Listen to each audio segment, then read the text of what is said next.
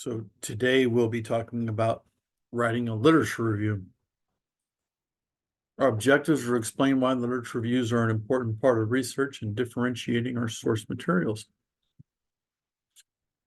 We've talked about the research process and forming a question. Now, once you have a question, you need to look and see what's been written in literature on the topic.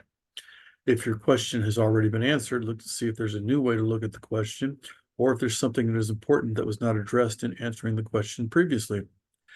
Because you may still get to do your study if you can find a unique perspective on the question. Look at what's been done previously to either get ideas for your methodology or to confirm that you have chosen the correct methodology. It will also help you form your hypothesis and give you some direction. The Lit Review will help you refine your question and inform your research plan. It can help you identify a gap in the literature as well. The more understanding of a topic you possess, the better you are able to produce research that is helpful to your profession. Primary sources. These are the original materials or first-hand accounts created at the time the event or phenomenon being studied happened. They provide direct evidence or documentation of the event, person, topic, or period. This includes original documents such as speeches, letters, government documents, and also data and statistics published in scholarly journals that are typically the peer-reviewed journals. Secondary sources are interpretations, analysis, or evaluations of primary sources created by someone who did not directly witness or experience the events or phenomena being studied. In other words, they didn't actually do the experiment either. They weren't there or they didn't do the experiment. Secondary sources offer insights, interpretations, critiques, or summaries of primary sources.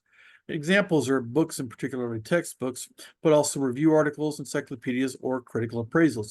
Now, review articles and critical appraisals can each be used sometimes in your research and your lit review, but we like to try and stick to primary sources. Most periodicals are considered secondary sources, with peer-reviewed scholarly journals being the only exception because sometimes they come out periodically and get lumped in. But scholarly journals are key sources of literature in the academic setting. A refereed journal means that the articles undergo a peer review where the editor will send the article to 2 to 3 people and have them critique it before they agree to publish it to ensure that the article has been done appropriately. A non-refereed journal is one where there is no peer review, such as Time Magazine or Newsweek. It does not mean that the work is not credible, but the review is not nearly as rigorous. When we talk about impact factors are a way for you to know how much influence articles from that particular journal are perceived to be. Supposedly, the higher the impact factor, the better the journal.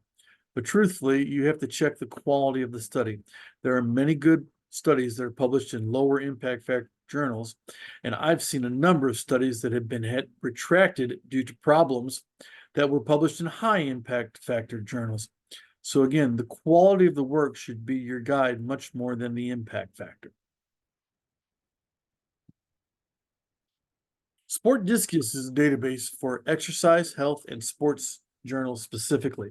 It's my go-to starting point. Sport Discus will produce articles from journals that may not be found in PubMed or Medline, or even if they are in those two databases, they will likely help you find the topic you're looking for much faster than in Sport Discus than you would in Medline or PubMed or CINAHL. And I want to point out on this particular slide, the database PsycInfo is listed. This is a database that houses many surveys and questionnaires on many different topics. And so sometimes instead of reinventing the wheel, you can find an already validated topic that has a survey for it on PsycInfo. So it's something to think about if you're going to do some survey research. Textbooks can be a good starting place for general knowledge, but you do have to realize that even the most current textbooks are often outdated by the time they get published, and they will always be considered a secondary source. You will want to find the most up-to-date articles and use primary sources for the majority of your sources. When it comes to finding sources, a good keyword search can be very beneficial, especially when it comes to finding the most recent articles. But sometimes you can start with just one article.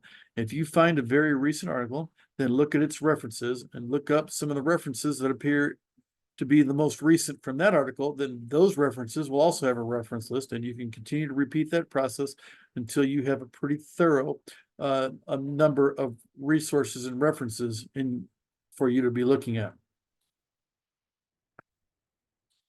When you are looking for articles, use the abstract as a way to skim for relevance of the articles. But don't just read the abstract if it's an article that you feel may be valuable to you. Once you have determined that an article is worth reading, then you read the entire article. The first place I go is to the methods section. I'm looking to see if they did their study in a good way or if there are some obvious flaws in it. You'd be surprised how many studies get published that have flaws in them. As we mentioned before, even some of the high impact journals have to have retractions because those articles that have gotten through the peer review aren't always done as well as they think they are. Sometimes the flaws are minor, and then you can use your study to help correct those flaws, so you can still use the article, but then sometimes the flaws are so significant that it invalidates your ability to use them in your study. So I'm a peer reviewer, and I will tell you that, again, sometimes peer reviewing can be questionable. I was in one particular article that I reviewed where I completely rejected the paper as a result of some methodological flaws, and another reviewer even said in his review that they don't actually know that much about the methodology, so they said, yeah, go ahead and publish it. Now, the editor sided with me, but if someone else had been doing it that had a similar background to the second editor, you would have had a paper published that other people would think was a quality paper that had significant problems with it. So again, just because it's published doesn't mean it's always done all that well, which is why you have to look at the quality of what the work was. So if an article is well done and you want to use the information in it for your review, though, what you do is you pull quotes from the article and then you try and keep them organized. We'll talk about techniques for this next week, but know that when you pull quotes, you pull them so that you can paraphrase and cite them in your paper. And then you should also, by the way, always note the bibliographic information of an article. FYI, Wikipedia may, and I stress the word may, be an okay starting point for some general information, but it is not to be used as a source, not even as a secondary source. It is overall just much too unreliable to be used in research.